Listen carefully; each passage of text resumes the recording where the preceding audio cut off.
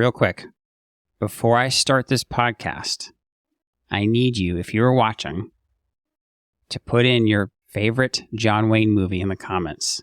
Just before we start, put your favorite John Wayne movie in the comments, and then feel free to comment all throughout this podcast video. If you're my father, if you love me, you'll shoot him. Well, I'm your father. Tell me you're a man with true grit. Well, what do you want? Speak up. Son of a bitch. What did you say? You goddamn son of a bitch. Say that again. They weren't afraid of the Army, and they weren't afraid of the Texas Rangers. And they thought his grandfather, Big Jake McCandles, was dead. He wasn't. We don't go back without the general. They're elite corps commandos, nameless and faceless in 100 newsreels and dispatches. That's my steak, Valance. You heard him, dude. Pick it up.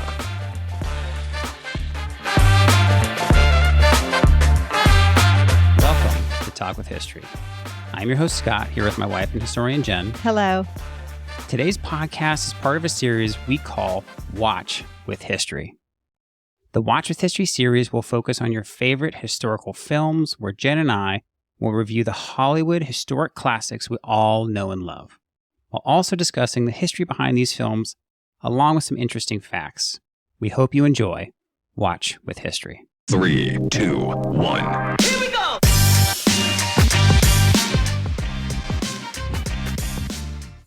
John Wayne, the Duke, a legend of the silver screen, synonymous with the American West. But with over 160 films to his name, where do you even begin? Today we're tackling that very question. We're diving into 10 iconic John Wayne movies, from a movie many consider genre-defining to some lesser-known gems. We'll be analyzing performances, dissecting iconic scenes, and sparking debate. Was True Grit truly John Wayne's finest hour? We've reviewed that one here. Did McClintock strike the right balance between comedy and action? And can one of our movies on this list hold its own against his Western classics? So saddle up, film fans, and prepare for a critical ride through John Wayne's filmography. Let's see which movies truly stand the test of time. Stay tuned for our ranking and review of the top 10 John Wayne movies.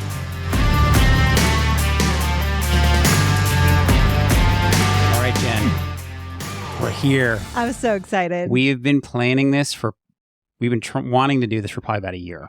Yeah, so we visited John Wayne's birthplace. Yes. And I'm a huge John Wayne fan. And I gave you my list of top 10. Yes. And told you to watch them. Now, you had seen some because we've seen like... I think I had seen like one or two. We've saw The Quiet Man, and we've been to Kong. We'll talk about that. But I made you watch my top 10, and you didn't feel they were numbered quite how you felt. I did not. So the order that we're going is we're going to go from 10 to 1. We're going to start with Jenn's number 10, and I'm going to let you guys know kind of where I rank these movies as they go through. But we're going to go from Jenn's number 10 all the way up through number. Yes, and there's going to be some John Wayne movies that we don't even talk about. So if there's a top 10 of yours that we don't mention, please put that in the comments. I will talk a little bit about some John Wayne movies I saw at Turner Classic Movies that don't make the list, but I got to hear certain people talk about making those movies with him. And I do love all John Wayne movies, but these are the top 10. Yeah, specifically there will be 159 that do not make the list. So number 10 on your list was...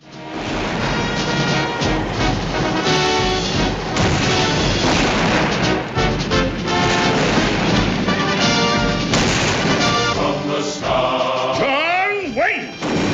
Fearless men who jump and fly. Jim Hutton! Men who mean just what they say. David Jensen! The brave men of the Green Beret. Aldo Ray! 100 men will test today.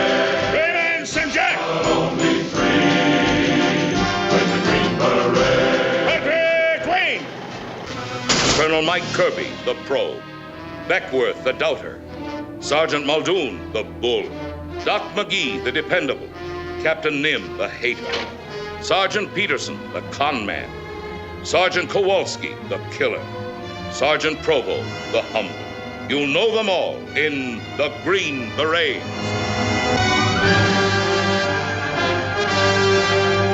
The Green Berets came out July 4th, 1968. So the movie is about a cynical reporter played by David Jansen who is opposed to the Vietnam Wars, sent to cover the conflict and assigned to tag along with a group of Green Berets. Led by the tough-as-nails Colonel Mike Kirby, played by our very own John Wayne, the team is given a top-secret mission to sneak behind enemy lines and kidnap an important Viet Cong commander.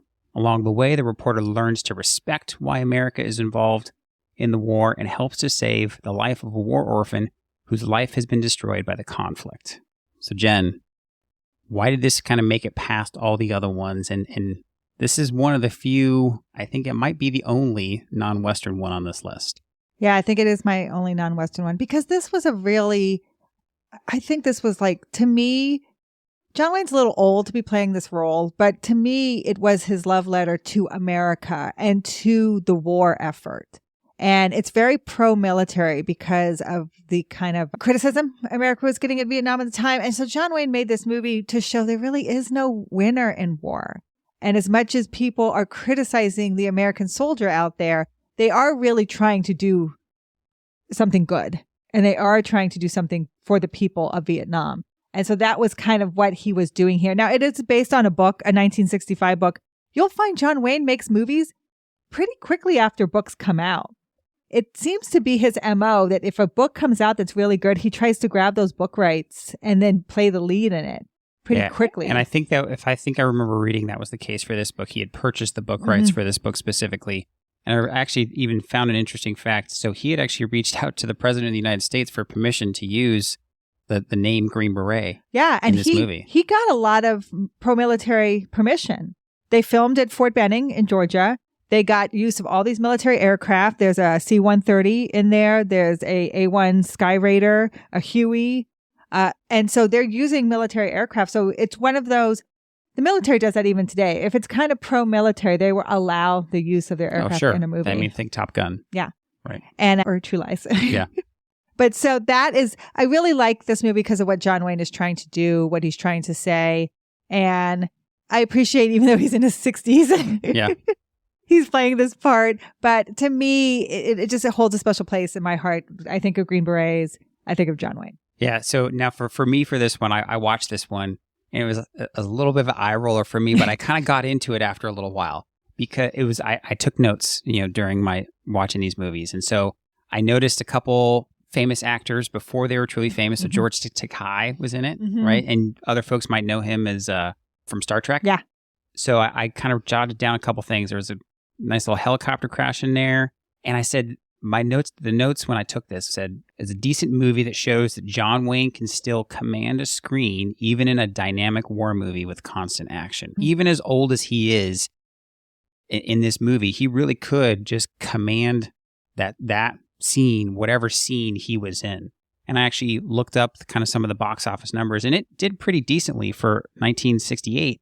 It capped out, I think, at number 11 with about $21 million in box office gross revenue. Some of the other movies that came out that year that beat it out in the box office. Number 1 was Funny Girl. I'm not familiar with that one. Barbra Streisand. Okay, Barbra Streisand. 2001: A Space Odyssey. That was number 2. Kubrick. The Odd Couple, Romeo and Juliet, Oliver, Planet of the Apes. So it was going up against some big movies. Rosemary's Baby. Oh, wow. Yeah, and Rosemary's Baby was number 8. So it wasn't that far behind. So there were some big movies that came out that year. Yeah, I mean, on a budget of $7 million, it made 32. So it was a success. Yeah. When you really think of it for the production company and the box office, it's a success. And so for me, this actually wasn't my number 10. This was my number 9. So from there, we can move on to your number 9, if you like. A story that glows with life and warms the heart. A story without time, about people. Thane and his gang raided the McCandles ranch and kidnapped little Jake McCandles. They held him for $1 million in ransom. They weren't afraid of the Army, and they weren't afraid of the Texas Rangers. And they thought his grandfather, Big Jake McCandles, was dead. He wasn't.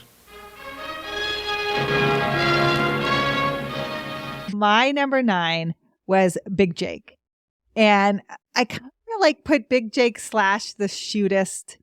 And I know you didn't watch The Shootist, and I'll talk about why. So for me, Big Jake is kind of like a last love letter because it's the last movie of John Wayne and Maureen O'Hara. And it's filmed in 1971. John Wayne is older in this. He plays with his son and his 2 sons. He has his older son and his younger son. Now, his younger son plays his grandson. Right, in the movie. In the movie, which I think is almost like a poke at himself. Yeah.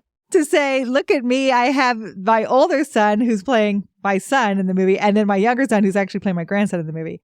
And his son who's playing his grandson is named Ethan in real life, named after his character, which we'll talk about later in another movie. But it was, to me, it was that nice moment of him and Maureen O'Hara sharing the screen together for the last time. If you see them, we'll talk about other movies that they were in together. This is almost like watching them age as a couple in a movie. Yeah. So I really did like it for that. The storyline's fine. It's the same old, someone's taken the grandson. He's the old gunslinger, comes in and gets him back. So it is that same old John Wayne hero story. Now, The Shootist is John Wayne's last movie, filmed in 1976. Yeah, with him and Jimmy Stewart. Jimmy Stewart. And it is Lauren Bacall, Ron Howard. And I just like that because it's his last movie. And it's a Western. And again, it's the story of an old gunslinger who's dying of cancer and wants to go out like with his guns. Yeah. Well, one of the things now I will say, so this was my number 10. Yeah. I'm sorry. I didn't enjoy this one as much as any of the other movies on this particular list. I didn't watch The Shootist. Yeah. I haven't watched that yet. But I did notice, I jotted down kind of some of the themes that I saw throughout these movies. And I noticed a similar theme across a couple of his movies. And I think this is probably somewhat typical of Westerns, but it's that old versus new. Yeah. And it was, I noticed that it was pretty clear in this one. And I jotted it down because I kind of watched these in reverse order. So I watched these in the order that we're going through. But it was kind of just continuing contrasting comparisons throughout the movie, right? Horses versus cars and motorcycles, right? Because he's coming back to his estranged family. And I think this is the one where he's working with his sons, right? Mm-hmm. And one son's like trying to ride a motorcycle, but can't do things right. Yeah. And he's the old man coming in. He's able to, be John Wayne. He's doing everything right. But his character is a little bit of a jerk. Yeah. Right? Yeah. He's a little bit of that antagonist in there. Mm-hmm. But obviously he kind of ultimately does what John Wayne does. And, wins in the end. Yeah. And it's just, again, it's one of those. That's why it's kind of the end of the list, because it's like a bookend John Wayne movie. Now, coming down to box office, didn't do well in the box office. No. This one was a lot lower on the list. In some of his earlier movies, there actually wasn't really good data in this, but since this is the 70s, there's plenty of information. This was number 21 that year. I think it made right around $7.5 million. But some of the top movies that year was, Billy Jack, Fiddler on the Roof, Diamonds Are Forever, so some James Bond. Yeah. So there's some good movies that came out. Dirty Harry, A Clockwork Orange, wow. Bedknobs and Broomsticks, if you get into the Disney realm. So there's some big ones that came out. And again, for me, this is number 10 on my list compared to Jenn's number 9. Yeah, we're getting into the end of John Wayne's career here. So number 8 on your list.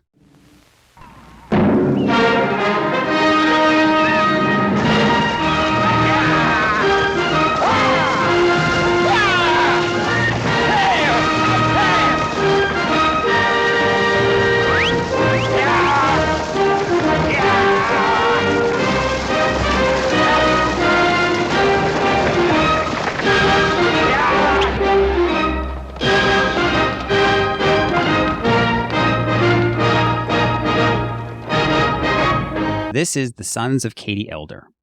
Made in 1965, 4 ne'er-do-well sons reunite in their Texas hometown to attend their mother's funeral.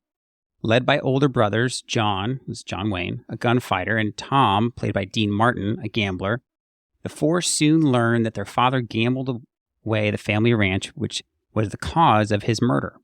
The brothers decide to avenge their father's death and win back the ranch, a situation that quickly leads to trouble with the local sheriff and violent conflict with the rival Hastings clan.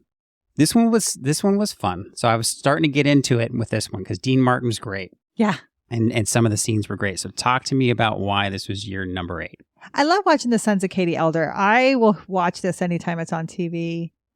First of all, I love the title, right? So Katie Elder, that name comes from Big Nose Kate, who would hang out with Doc Holliday. Oh, that's her name. It's a little historical tie there. Historical tie. Plus, it's kind of based off of these brothers. 1888 true story of the Marlowe brothers in Texas. Same kind of thing happened to them. They fought back. They were kind of put up into like a circumstantial thing, killing a sheriff, and the town came after them, and they held back the town, just the brothers themselves, and were exonerated in the end. So it's kind of the same premise, but I really love this because John Wayne is again off character. Yeah. He's a gunslinger, so much so he doesn't go to the funeral. He stands off in the back. Yeah, he's not a good person. He's not a good person. He's wanted. Yeah. And then Dean Martin's a gambler, so he's not playing a great guy either.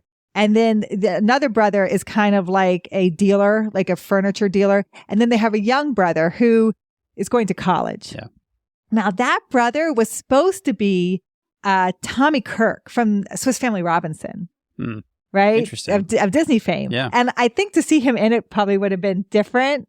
But he had gotten recently arrested for marijuana and it didn't look very good. So he was written out of it. So basically, these three brothers who haven't done well in their lives and lost their mother, who was a really good woman and the town loved her, are trying to do right by their mother and make sure their younger brother does something with his life. He keeps doing what younger brothers do, and he wants to be like his older brothers. He wants to be like his older brothers, who are not good guys, but they're cool, but they're fun. And so John Wayne plays the oldest of them all. And again, they figure out that their family farm was taken away by, basically a swindler. And so they're trying to get the farm back.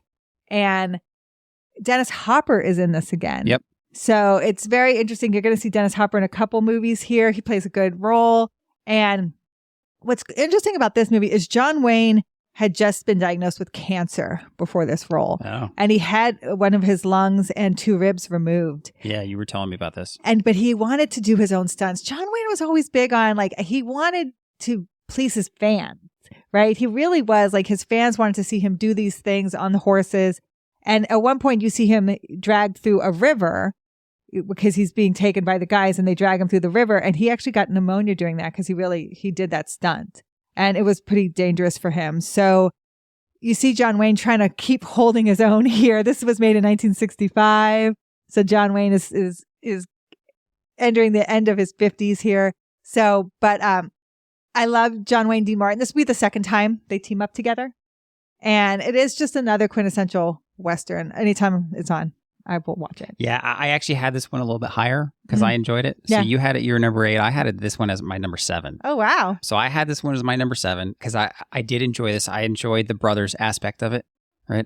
I grew up, I had a brother, and that dynamic was good. And Dean Martin, I think, did a pretty good job. As far as the box office goes, The Sons of Katie Elder did pretty decently. It was number 14 in the box office. It was competing against the likes of The Sound of Music, Dr. Zhivago, Oh, God. Thunderball, The Great Race. There were some pretty big ones that were coming out that year, but it made about $13 million at the box office, and we're still talking about it today. Yeah, I love the way this movie ends, if you've ever seen it, where they keep talking about Katie would sit in this rocking chair and rock and rock and rock. And at the very end, the brothers have gotten back the family farm. The younger brother has been shot, but he's going to be okay. He's going to make it. And John Wayne walks past the rocking chair and hits it, and it starts rocking. That was the one, once I finally got there, I was like, okay, now I'm starting to get into the John Wayne movies. I can tell I'm going to enjoy a little bit more. See, he makes me cry because it's so good. All right, so we're going to move on to your number 7. In the summer of 78, Will Anderson lost all his cowhands just at the time he was to start his cattle drive. Miserable.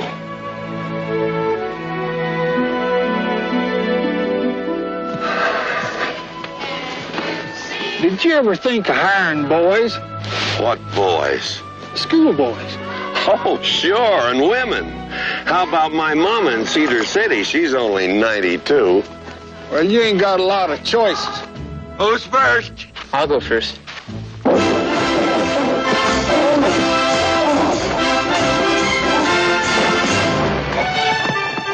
And your number 7 is The Cowboys. Oh, so good. So The Cowboys was made in 1972, and it's about a grizzled veteran rancher, Will Anderson, played by John Wayne. He's almost ready to embark on a big cattle drive when his crew abruptly quits to join in a gold rush. Left with no alternative, Anderson enlists the help of a group of local schoolboys. Training the youngsters to be cowboys, Anderson manages to get the drive underway, but their long journey is placed in jeopardy when the devious bandit Longhair, played by Bruce Dern, being very famous in this movie, sets his sights on stealing the herd. So this movie was one of my favorites. I love it. And we watched it with our boys, and our boys loved it. Yeah. I saw this at Turner Classic Movies. Robert Carradine, it's his first movie. Think about Revenge of the Nerds. Yeah. It was his first movie. One of the things I appreciated about this movie was, again, we focus on a lot of history stuff. It kind of everything that goes into like herding cattle from one state, one ranch down to another. And kind of everything that it took, and the men who had to know what they were doing, and all. So you kind of saw a little peek behind that curtain of what it used to be like back then to teach someone how to do all of this stuff. Yeah, it's supposed to be a 400-mile cattle drive. Yeah, and it's supposed to be from Bozeman, Montana, down to South Dakota, and the men who normally are his ranch hands have left for the gold rush. So that's kind of giving you like a time frame of what's happening. And again, this is a 1971 novel. Movie's made in 1972. So again, John Wayne is getting this novel. It's by William Dale Jennings and buying the rights early and then wanting to play the part. It's one of the very few movies where John Wayne dies. Yes. Spoiler alert. So I cry. I sure hope you've seen that. So that's what Bruce Dern, I remember, in interviews, and he said soon after, he became known as the man who killed John Wayne. Yeah, and because he does it in a horrible way. He shoots him in the back. Yep. He beats him up beforehand. And this is like, he's a new actor, Bruce Dern, he's younger. So he said it followed his career around for years. Yeah. Because everyone loves John Wayne. And John Wayne in this movie, he's taken these young boys on this cattle drive because all the men have left for the gold rush. So he's almost like a big father figure to them. He's teaching them how to overcome fears. He's teaching them how to work hard.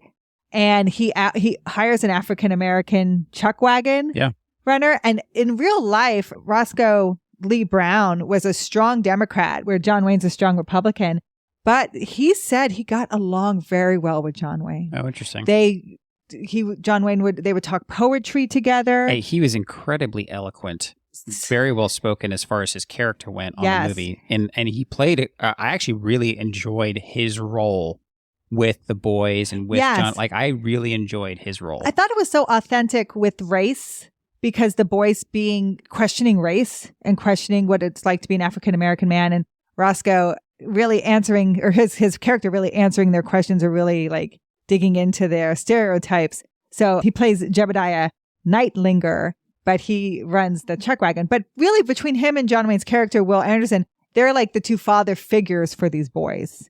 They really do raise these boys. And so then when John Wayne's killed, it's Jebediah Nightlinger who helps the boys seek revenge. Yeah, I'm glad you brought up kind of like the raising of the boys, because one of the things I noted down was not only like how well the two adult actors played off of each other, but that they identified all these firsts with the boys, right? So the first time that they are drinking, the first time they're seeing, ladies of the night, right? Soiled doves.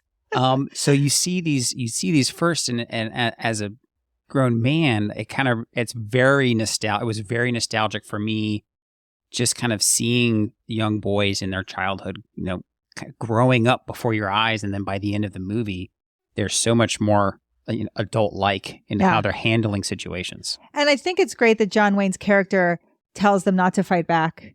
Even he preempts that I might get killed. Yeah. Don't fight back, because they see you as boys, but if you fight back, they won't. And I think he gives a great lesson there in the end. And so then after they bring the cattle in, they get all the money, they make that tombstone and they have it, your beloved husband and father. Yeah. And then when they can't find his body on the way back and they just leave it because he's part of the land. I just really love that. I wanted to shout out that Colleen Dewhurst is also in this. Slim Pickens is in this as well. Colleen Dewhurst plays the madam of the soil doves. As the box office goes, the Cowboys didn't kind of raise too high. It was actually kind of number 20 in the box office that year, making around $7.5 million. But The Godfather came out that year. The Poseidon Adventure. Oh, that's good. Yeah. There's some other movies that folks would recognize on here. This one right here, I'm actually not going to say on film because that is not an appropriate movie, but it's very famous. But I think The Cowboys is one of those movies that maybe didn't do well when it first came out, but has since really grown in the love of John Wayne fans. Yeah, I would agree with that. So for me, this was actually my number 5. Oh, so this was number 7 for you. This was number 5 for me. So this was in the top 5 for me because I really enjoyed watching these young boys having their first growing up and really seeing that. So that to me just really touched me. It was a lot of fun. So number 6 on your list, which I was surprised this was number 6.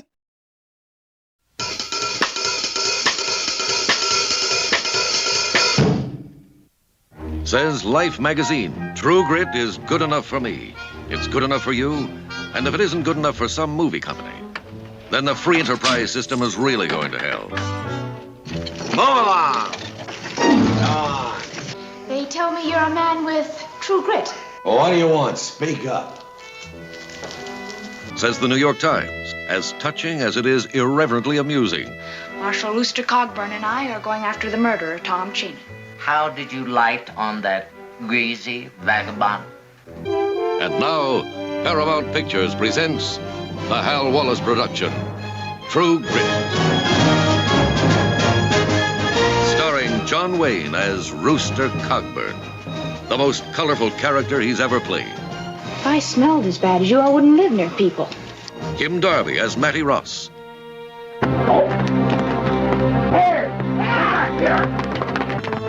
My God. She reminds me of me. Glenn Campbell in his first big screen role. A little earlier, I gave some thought to stealing a kiss from you, although you are very young. And you're unattractive to boot. But now I'm of a mind to give you 5 or 6 good licks with my belt. It was True Grit. Now, if you have watched our channel before, you may be watching this because you watched our True Grit review comparing the 1969 version to the 2010 version. If you haven't seen True Grit... Yeah, stop watching right now and go watch it because there's so much we cover in that. There's a lot we cover in that, and it's one of our more popular videos. So True Grit came out in 1969, and it's about a hired hand, Tom Cheney, who murders the father of 14-year-old Mattie Ross, played by Kim Darby. She seeks vengeance and hires U.S. Marshal Rooster Cogburn, John Wayne, a man of quote-unquote true grit, to track Cheney into Indian Territory. As the two begin their pursuit, a Texas Ranger, who goes by the name LaBeef, played by Glenn Campbell, joins the manhunt in hopes of capturing Cheney for the murder of a Texas senator and collecting a substantial reward. The three clash on their quest of bringing justice to the same man. So this one was pretty fun. Now tell me why it was number 6 on your list. Well, I love True Grit, but it just doesn't hit the other 5 for me. Yeah, we're getting into like the ultra classics here. There's I tell people, there are movie moments that get ingrained on your brain, and for me, True Grit will always be John Wayne as Rooster Cogburn on the horse, swinging the Winchester with one hand as he cocks it and fires. Fill your hand, you son of a bitch! Puts the reins in his mouth. He has a revolver in one hand, a rifle in the other. I will say Jeff Bridges only has 2 revolvers. And then he swings. To do that, I was trying to practice that the other day in Bass Pro Shop.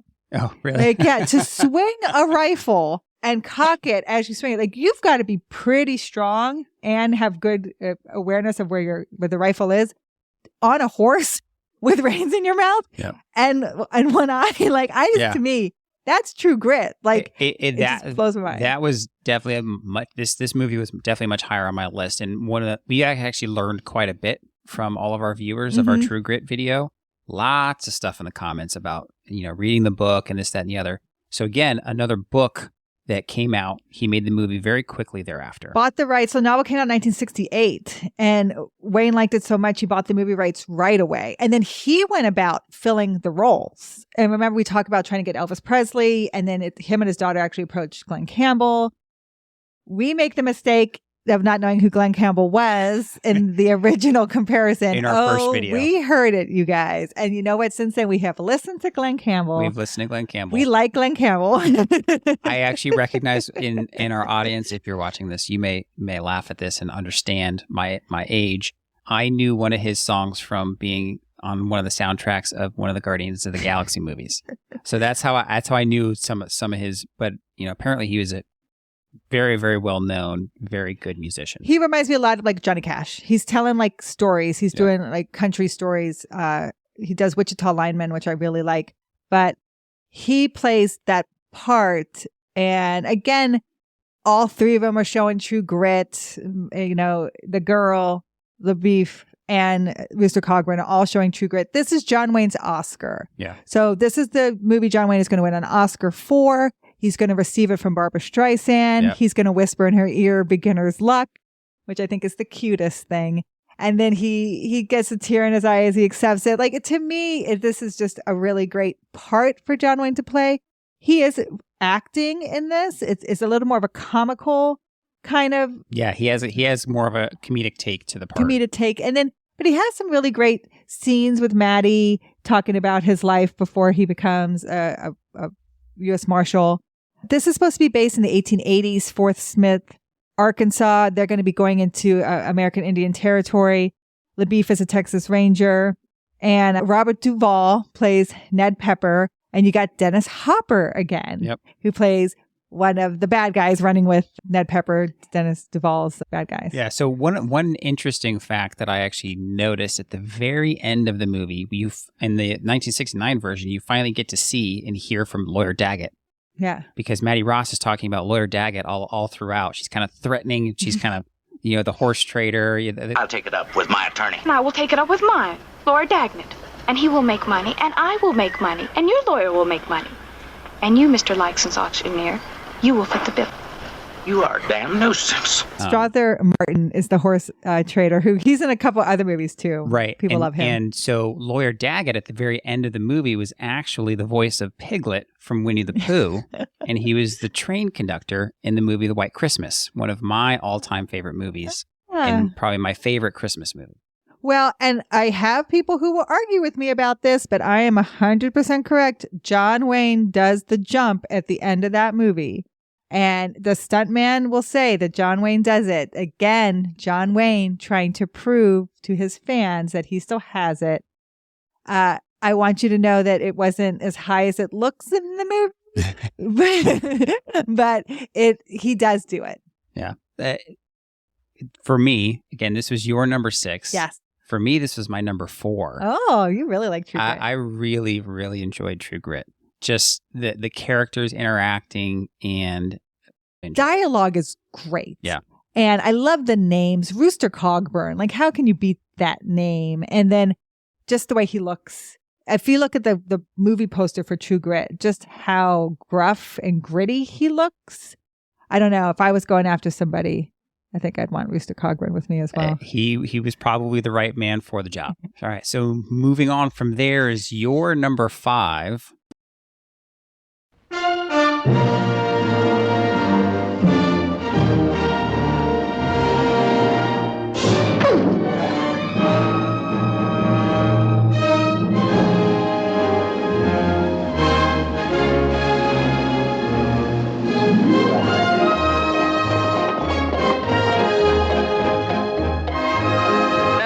Never be another like Rio Bravo, with its thundering story of raw courage against overwhelming odds, and its once-in-a-lifetime combination of today's hottest star names. You've seen nothing like them together, and here at Rio Bravo, nothing can tear them apart. Where are you going? Get your hands off. I said, where are you going? You got no use for a man you can't depend on. One bad night and I'm done for. Rio Bravo. So Rio Bravo for you is number 5. For me, it's number 8.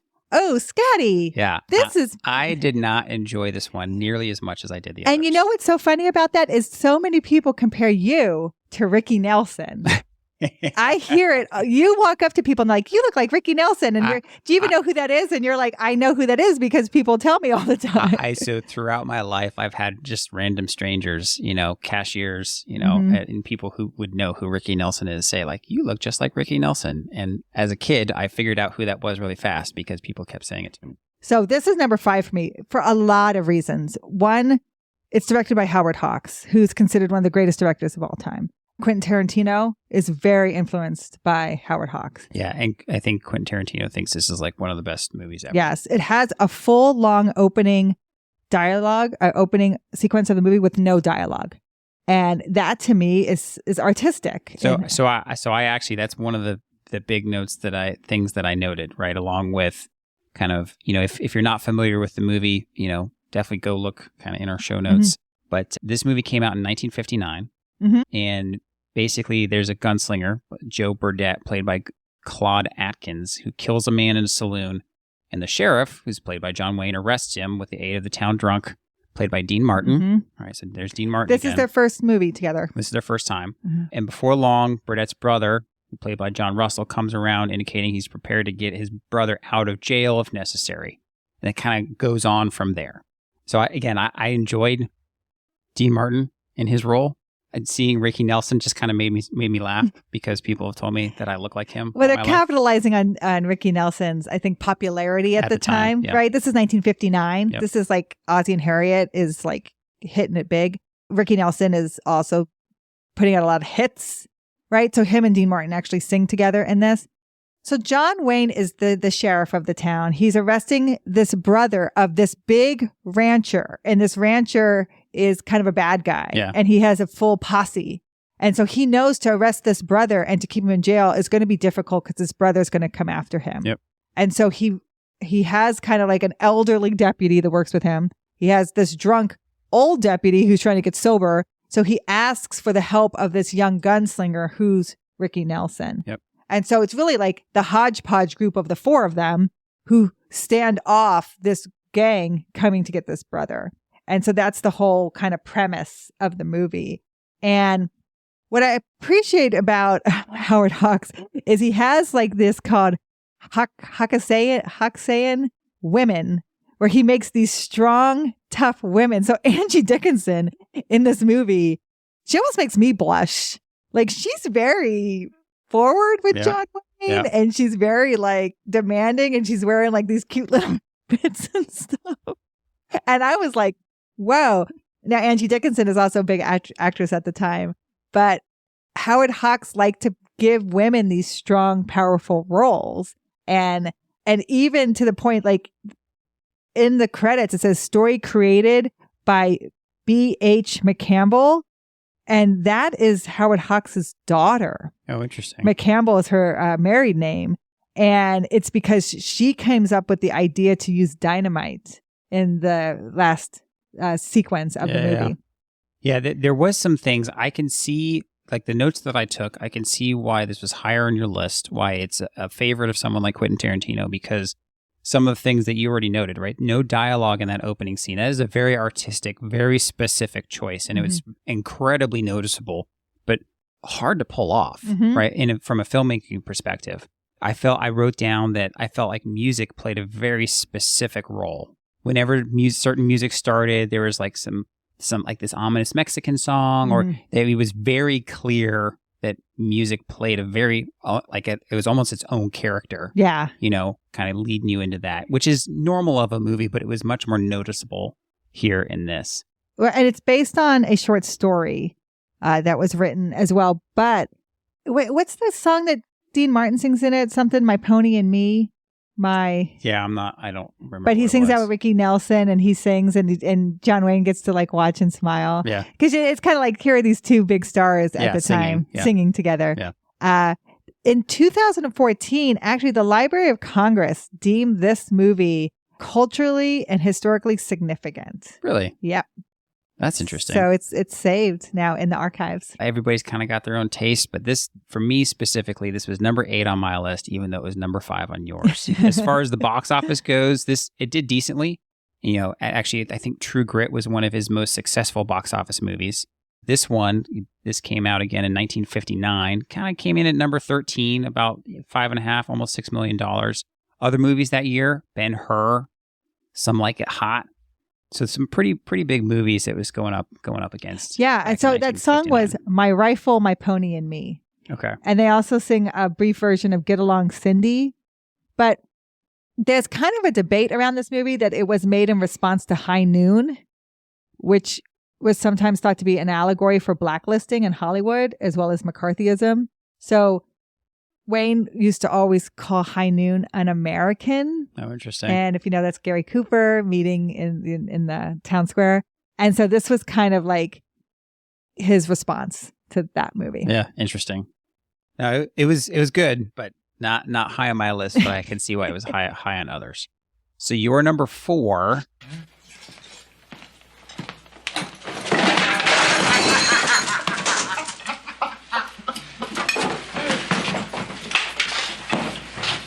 That's my steak, Valance.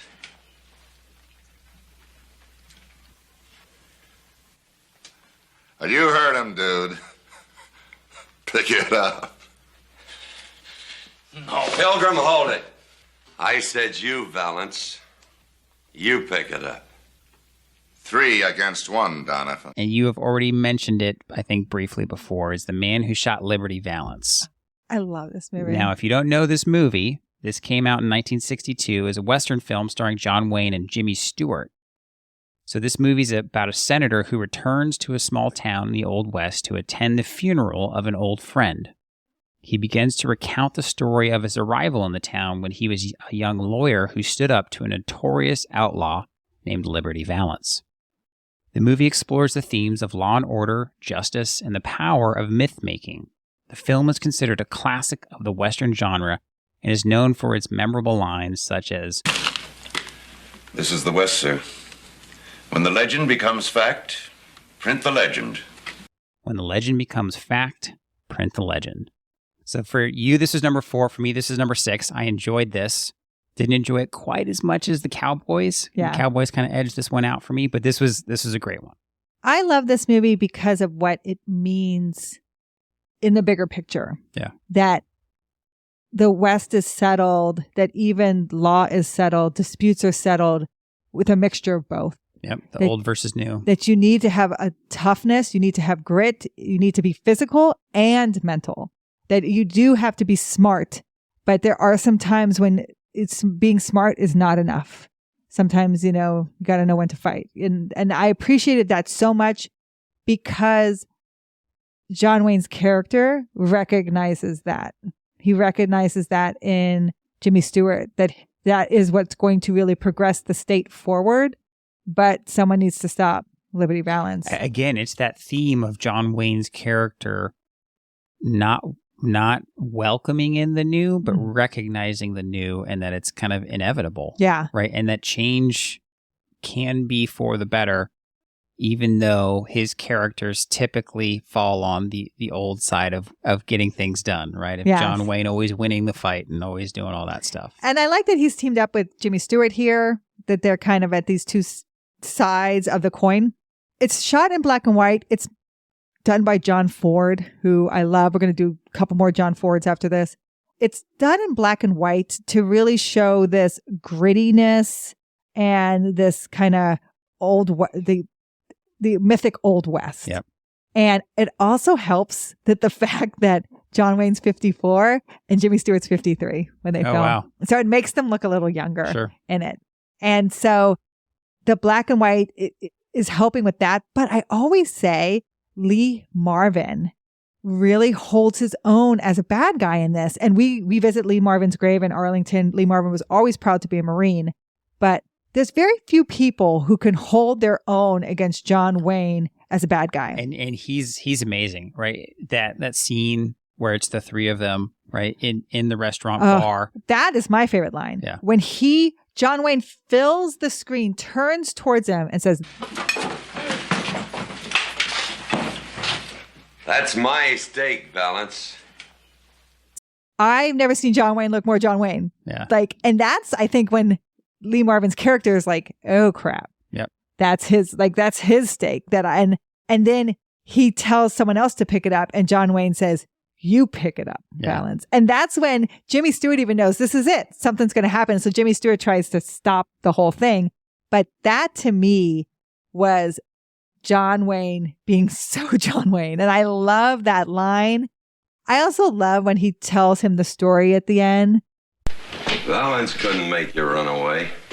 What is it now, Pilgrim? Your conscience? Isn't it enough to kill a man without trying to build a life on it? You talk too much. Think too much.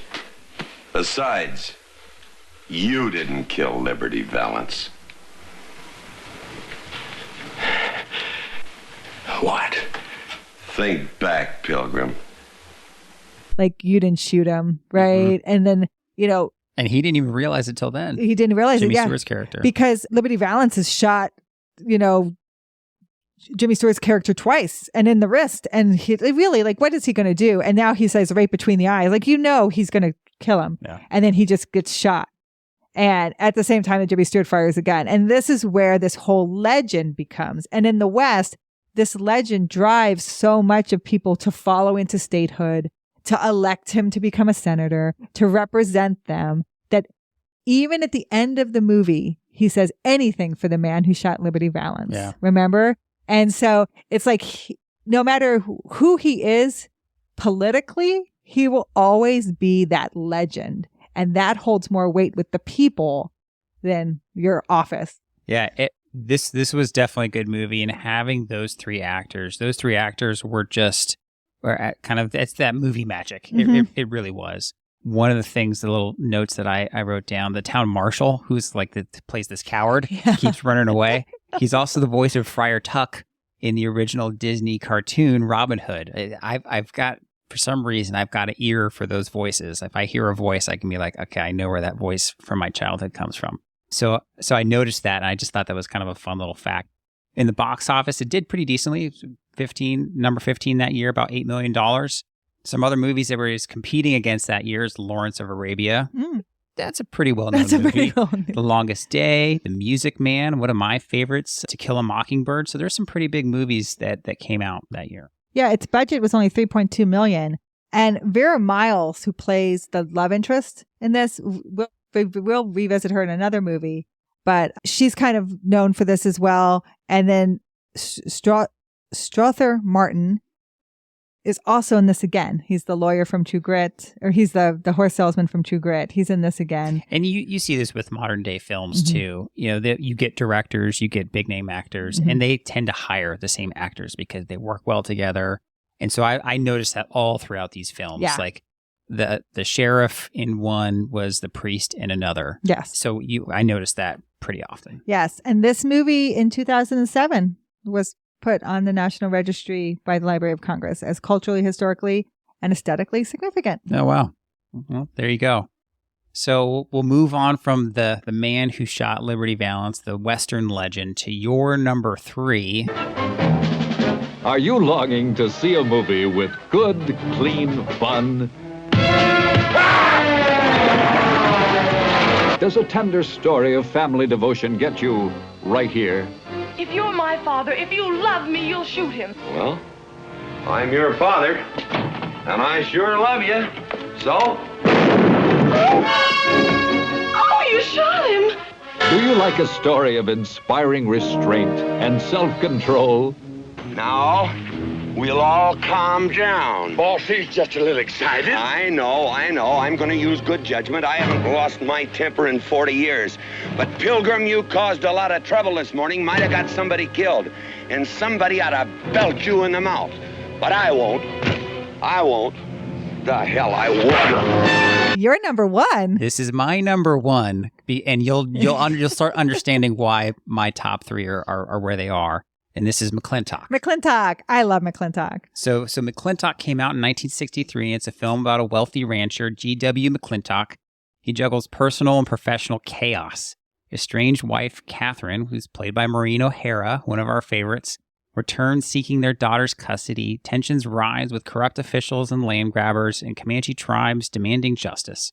As McClintock navigates these conflicts, he rediscovers love, faces past mistakes, and uses his influence to maintain peace in this frontier town, all with a healthy dose of humor and trademark John Wayne charm. So this is an off John Wayne because it's so much comedy. Yes. And that's why it kind of rose up to number one for me. Yes. And John Wayne is pretty good with comedy. Yeah, he does well. I love this movie. It reminds me a lot of my father. So the dynamic of him and his daughter, it reminds me with me and my dad. John Wayne's character is George Washington McClintock, GW. And of course, Maureen O'Hara, he's estranged from her. But Stephanie Powers plays his daughter, Becky. And then his real life son, Patrick Wayne, plays like a homesteader son, Devlin. And there's a couple of like themes through this. One of them is spanking. Yeah, absolutely. So Becky gets upset with something that Devlin has said to her and tells her dad to shoot him. And she tells her dad, if you love me, you'll shoot him. Yeah. So he doesn't even know, John Wayne's character, what happened. But he says, well, I love you and you're my daughter. So he shoots him with a blank. And so she's like, you really shot him. I can't believe you did that. So Devlin gets upset and spanks her for acting that way. And so you're kind of going to see this with Maureen O'Hara, is she's kind of been upset with John Wayne's character, George W. McClintock, for the way he's acted for these past 2 years. And he will spank her for the way she has acted towards him. That's a big scene at the end of the movie. Big scene. And it's kind of, all of this is kind of based on the Taming of the Shrew. Oh, okay. So that's kind of where you're getting this. Yeah, I definitely wrote down in my notes, right? It starts with a lighter tone. One of the things that I noticed very early on, they kept referring to the hats that he throws on the roof. Yeah, he throws on the weather vane. And the indication of his mood. And I wrote down that you don't really get an example of kind of what that really means. But I noted that. Yeah, it's like if he's coming in and he swings his hat and it hits the weather vane on the top of the house, he's going to have a good day. Good day. But what kind of arm strength would you need to throw a hat? I think he said it was like however many in a row, like 60 in a row. Yeah, Stetsons, like on the top of a weather vane of a house. Yeah. And there was just some great one-liners throughout this movie that I fully enjoyed. One of them I wrote down was Maureen O'Hara, who kind of plays that conflicted wife very well. Somebody asked John Wayne, they said, what does this word mean? Mm-hmm. That kind of came up a couple times. And in one of them, she had called somebody unprepossessing. Yeah, unprepossessing. Said, what does unprepossessing mean? John Wayne says, I looked that up in a dictionary once. It's best you don't know it. And then the guy just says, yes, sir. And he just keeps walking on. So I think the comedy in this was just so good. Yeah.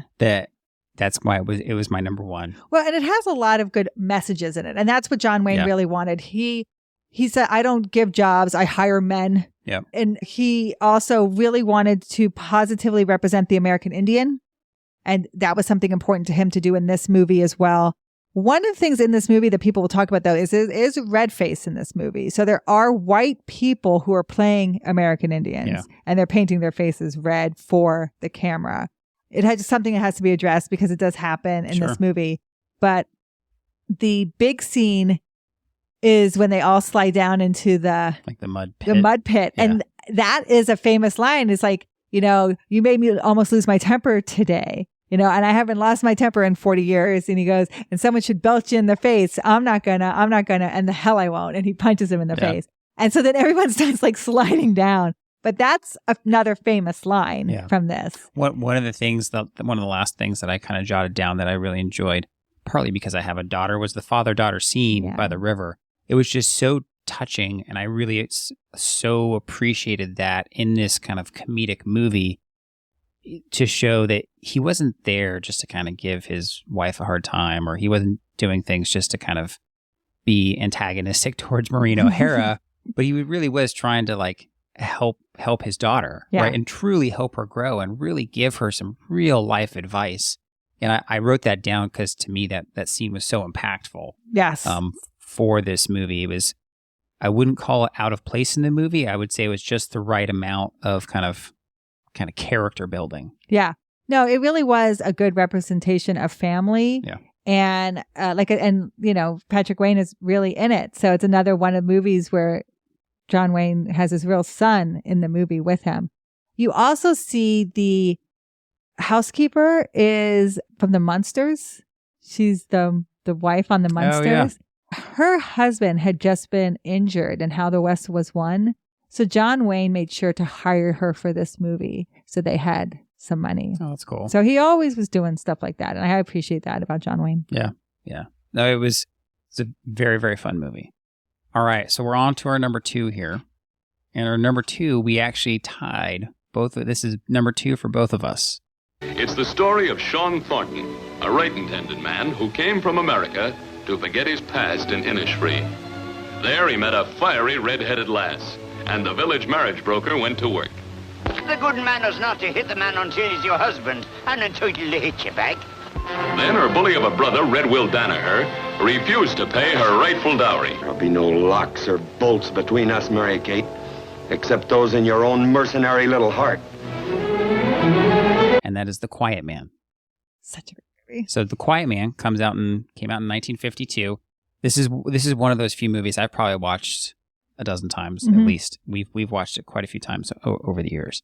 So it's about a retired American boxer, Sean Thornton, returning to his Irish homeland seeking peace in his family's farm.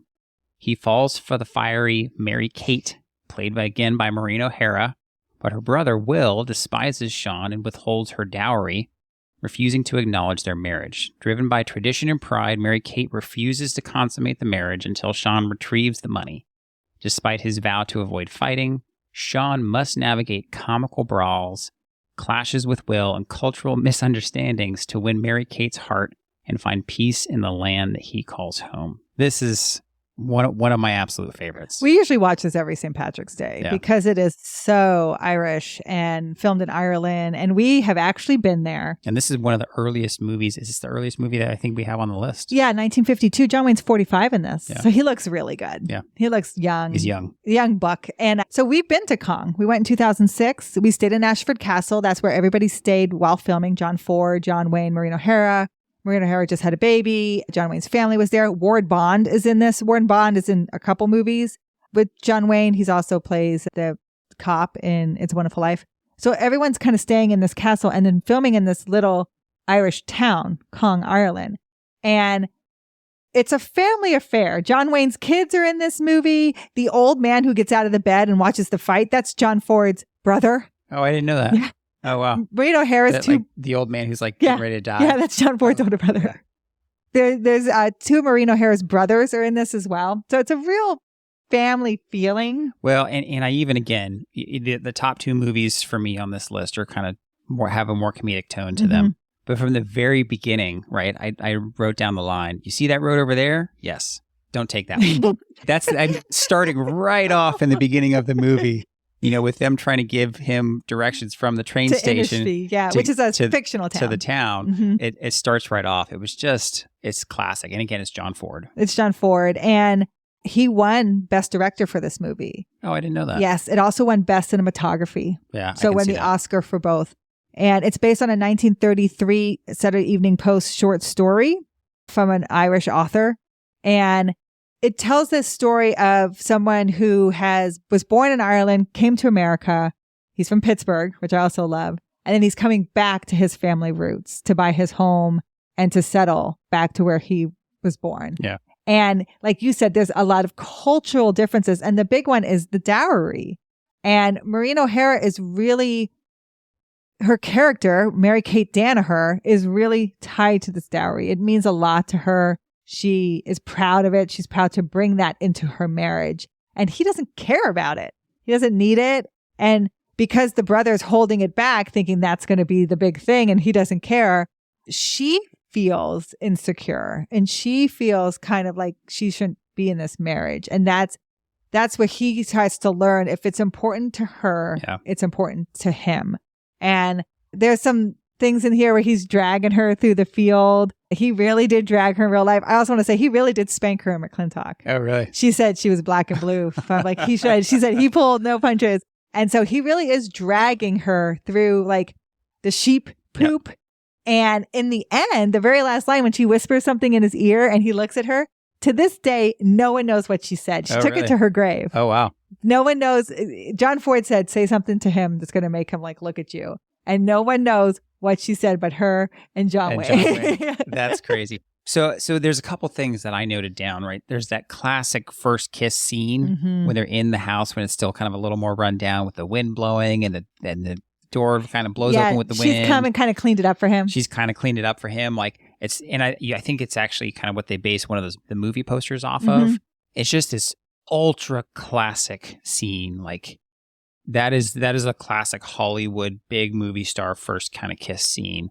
I just noted that because cinematically and just for the movie and just Hollywood in general, that's one of those scenes that you kind of see in your head when you're thinking of the leading characters, first connecting, and then obviously all the cultural differences, like the whole town watching when they're having their first date. Yeah, the matchmaker having to be with them. Right. They're not allowed, no patty fingers, please. Not allowed to touch each other. Yeah, but this is one of those ones. It actually did pretty well the year that it came out. So in as far as kind of box office, and again, this is 1952, so it's actually really hard.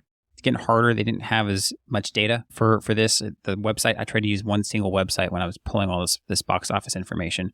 From the 70s on, it's pretty good. You start getting back in the 50s and 60s, it's a little bit tougher.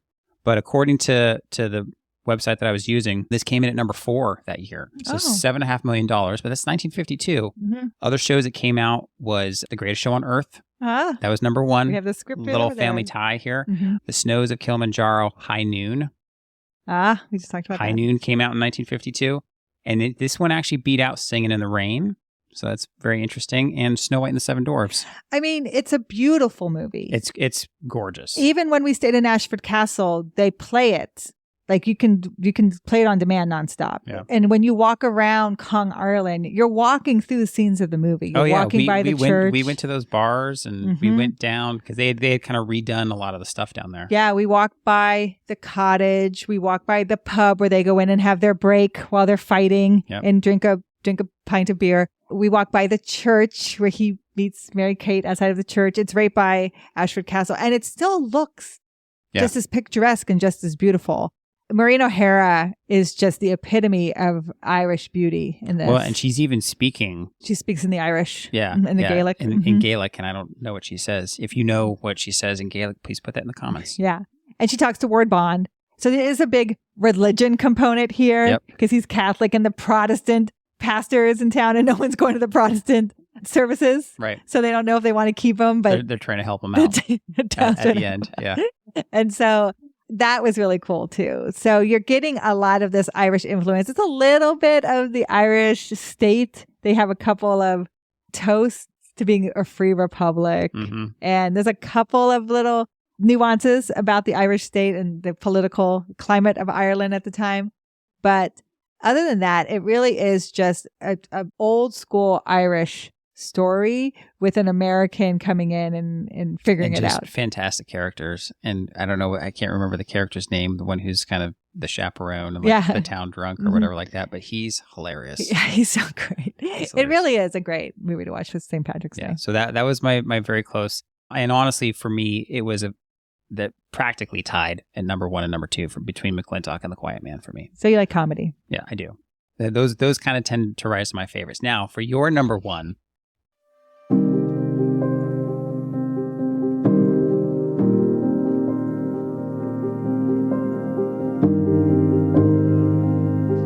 Welcome home, Ethan. When'd you get back? I ain't seen you since the surrender. Don't believe in surrenders. Figure a man's only good for one oath at a time. I took mine to the Confederate States of America. Don't call me uncle. I ain't your uncle. Yes, sir. No need to call me sir either. What do you want me to call you? Name's Ethan. And we are going to do a whole separate video about this movie specifically. So if you want to hear us kind of go more in depth on more of the history, we're going to talk a lot more about the history on a separate video about Jenn's number 1, and that is The Searchers. It is the best Western of all time, in my opinion. It is John Wayne's best movie of all time, in my opinion. Yeah. And for me, this came in at number 3 on this list. But again, you kind of saw that I favor the comedies a little bit more. But it was number 3, and it's very close to the other two because this was, in my intro, I talked about a genre-defining movie. This is one of those movies. Yeah, I mean, this is 1956. John Wayne is 49 years old, but it is, to me, his best acting. And it is the true arc of a character who's going through a huge change. And that it is John Ford, again, as director, and that is the story John Ford loved to tell. Another thing about this movie is cinemagraphically, it's filmed in Monument Valley, Utah, and it's just beautiful. Yeah. So it's funny because I hadn't seen this movie really until, I don't know, it's like maybe 4 months ago, 6 months ago that I had seen it. But I was a climber, kind of growing up in my 20s and 30s. And I had watched, just like, if you've ever heard of people watching surfing movies, they have climbing movies out there. And I was in kind of the early era of that. And I had seen Monument Valley where there was lots of climbing out there. So I've wanted to go there for other reasons for quite some time. We almost made a trip out there about 6 months ago. We're going to do it. The Walk with History will do a Searchers video. Yeah, we'll get out there. But this movie came out in 1956, and as many of if you're watching this video and you got this far, then you probably know The Searchers. It's about Ethan Edwards, a Civil War veteran, scarred by both battle and personal loss, returns home to find his brother's family massacred by Comanche and his niece Debbie abducted. Driven by vengeance and prejudice, Ethan embarks on a years-long quest to find Debbie, blurring the lines between rescue and revenge. His journey forces him to confront the darkness within himself, grapple with changing landscapes and values, and ultimately choose between hatred and a fragile hope for redemption. So some of the things I wrote down, obviously you mentioned the cinematography. It's another level, right? That's a bar that's been set so high. There's lots of films that try to reach that bar. That's what John Ford and John Wayne did. Yes. In this movie, he plays not a typical John Wayne character. That's why I think his acting is the best in this. He is, I think, the quintessential anti-hero. Yeah. Now, in the book, his name is Amos. It's Ethan Edwards. In the movie, he names in real life, he'll name his son Ethan. And that's what we talked about in Big Jake. But Ethan Edwards' character is a Confederate. And this is supposed to be 1868. So it's 3 years after the end of the Civil War. And they haven't seen him in 8 years. So he gets back to his family, but you can tell how much he is beloved by his family. Yep. Everyone's welcoming him with open arms. He gives a medal to Debbie. Yeah. His sister-in-law takes care of his jacket for him. Like, he is a beloved member. And you can tell him and his brother have a very strong connection. Yeah. So when he's away, the Comanche have basically stolen cattle, killed cattle far enough away so they can raid the homestead, Ethan's brother's homestead, and they can't get back to them in time. When he's away and he finally makes it back and he's the first one to encounter this, the book is much more graphic about what he's encountering. And so then they're burying the family, and then it's this revenge, this to get Debbie back. It's Lucy and Debbie at first, and then Lucy will die. And so it's really Debbie, and what it takes for him to search. And I know people sometimes think this movie is boring because it's just like, oh, well, and that's the point, is it he doesn't stop. He just keeps going. He keeps going. It's not easy. He doesn't find her right away. He loses the trail and he gets right back on it. He takes any clue he can get and he keeps going. He doesn't stop. He's relentless in his search. And so it's like you love him and you hate him because he is very racist, and he's supposed to be. This is the one thing I get mad about Turner Classic Movies, who really don't want to culturally touch this movie because of the racism, but he's supposed to be. Yeah, that's the point of the movie. That's the point of the movie, is he is a terrible racist person. He is so mad at what has happened to his family that he's stereotyping them and making them a group of people to hate them so he can keep motivation to get them. And so much so that, and spoiler alert, so much so that by the end of the movie, I mean, he almost doesn't bring he wants Debbie to kill Helm. Debbie. He So almost kills her. he's encountering real life situations. I mean, this novel written by Alan LeMay was based on real life. He had searched like 25 different cases. The biggest one was a man named Britton Johnson, who was an African-American teamster who ransomed his captured wife and children from the Comanches in 1865. Then he went back out to search for a girl, Millie Duncan, who he never found because he was killed in 1871. Oh, wow. But there was 25 cases of young girls being abducted by the Comanches. Now, this is a time in Texas. This is supposed to be Texas. It's filmed in Utah. It's supposed to be Texas. It's called the Texas Comanche Wars. Sometimes you'll hear the Texas Native American Wars. They happened between 1820 and 1875. And this was really wars. Think of Mexico, Texas, the U.S. on one side, and then the Comanche tribe on another side. And it really was fight over the land. Gotcha. And I want to stress, people were massacring each other. It wasn't just the Comanche massacring homesteads. It was both. You'll see depictions in the searchers of the cavalry soldiers massacring whole Indian villages. And so that was this back and forth that was happening at this time. So it's not made, John Ford made a point, it's not made to make anybody look good. It's not made to make anyone look bad. It's made to look like the truth of what happened. Yeah, and I think that's, when I was doing my little bit of research, again, we've done a lot more research that we'll do in a separate video here, but that was one of the things that a lot of even the critics and even today people will call out, that how close it is when the movie is to the book, and the book is, right, based on historical research. Yes. But you're going to get like big characters. Ward Bond is in this again. Vera Miles, the same love interest in The Man Who Shot Liberty Valance, will play the love interest to Jeffrey Hunter's character, who is a fourth or an eighth Comanche. Oh, interesting. But he's the one who searches with John Wayne. Yeah. And so the premise is there were these three families who homesteaded in Texas, and one of them was John Wayne's brother's family. One family was massacred years ago, and their only son survived. And that was the family, the son that they took in. And that's the one who searches with John Wayne. Yep. He thinks of Debbie as his sister. He tries to call him Uncle Ethan. Ethan gets mad. I'm not your uncle. But he's been raised by this family because their family was massacred. And then the other family, which is Vera Miles' family, who's who they eventually bring Debbie back to, is the third family. So it's basically these three families who tried to homestead together. Basically, only one makes it. And you see the arc where the cavalry have basically massacred an Indian village and taken back some of the white women who were kidnapped but have been integrated into the Comanche way of life. You see Ethan encounter these women, and they're very much now brainwashed into being a Comanche squaw. Yeah, one thing that I noted down was the scene where Debbie is the one to show them the scalps. Yeah. The first time I see, I literally put in my notes, I put OMG, like the scene where she shows them the scalps. I was like, I was so caught off guard. So they look at her. Yeah. So it's been about 6 years. She's kidnapped at 8. She's about 14. Now she's a wife of the chief Scar. Scar's wearing the medal that Ethan gave Debbie. Gave to her. It's Ethan's medal. Ugh. The tension throughout those scenes. So is Ethan knows. So now Ethan wants to know how much is Debbie still left in there. Yeah.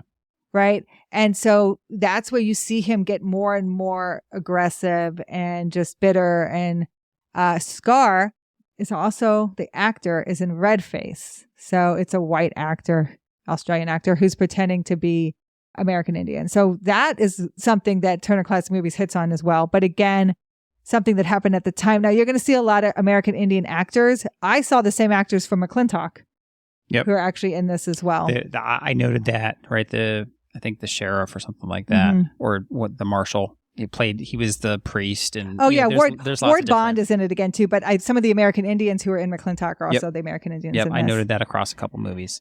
As far as the box office went, this one did okay. So in the box office, it said it did about $4.5 million, which would have tied it for around number 13, number 12 that year. Yeah. Other movies that came out that year, The 10 Commandments, pretty big movie. Around the World in 80 Days, The King and I, those are some of the big ones. Moby Dick. Well, this movie in 1989, it was picked be culturally significant by Library of Congress. This movie is also a huge influencer to some amazing directors. Scorsese says this movie, it just inspired him to be a director. Yeah. Spielberg will say this movie, it has inspired him so much in the scenes and what he likes to do. Like, it's so much of this movie has influenced culture. Ethan Edwards likes to say, that'll be the day. When somebody like challenges him, he says, that'll be the day. Buddy Holly wrote a whole song about that one line. Oh, yeah, that's right. So this movie was such an influence culturally at the time for a lot of people. But for me, it's that final scene. So you got Natalie Wood, young actress at the time. Her sister plays her at 8. Oh. She plays herself at like 14. And you think he's chasing her at the very end of the movie. This is an exhausting movie. It's 2 hours long. You're like, finally, he gets her. Is he going to kill her? Because he's pretty much said he's going to. He gets her, he grabs her, and he says, let's go home, Debbie. Yeah. And in that moment, she wants to go home. It's her again. And to me, it's the perfect arc of a character. And that, to me, is John Wayne's greatest performance. You see him, that's the climax. He'll bring her back to the other family, and then he slowly walks away, very lonely and isolating. Even that final scene, again, for movie makers, cinematically is incredibly iconic, right? Him being framed by that doorway as he walks away, and the rest of the family goes into the house, and he's standing there in this very vulnerable pose and turns around and walks away. I mean, that is an incredibly iconic shot right there. So quintessential Western. This is, again, genre-defining movie. And that is my favorite John Wayne movie. So we want to hear if you guys agree with our list, and I'll put our top 10, and I'll compare them. I'll put them up on the screen so you guys can see what Jenn's top 10 are and my version of Jenn's top 10 for me specifically. So I want to hear from you guys. If you made it this far in the video, please let us know if you agree with us, if you disagree with us, and what your favorite John Wayne movie is.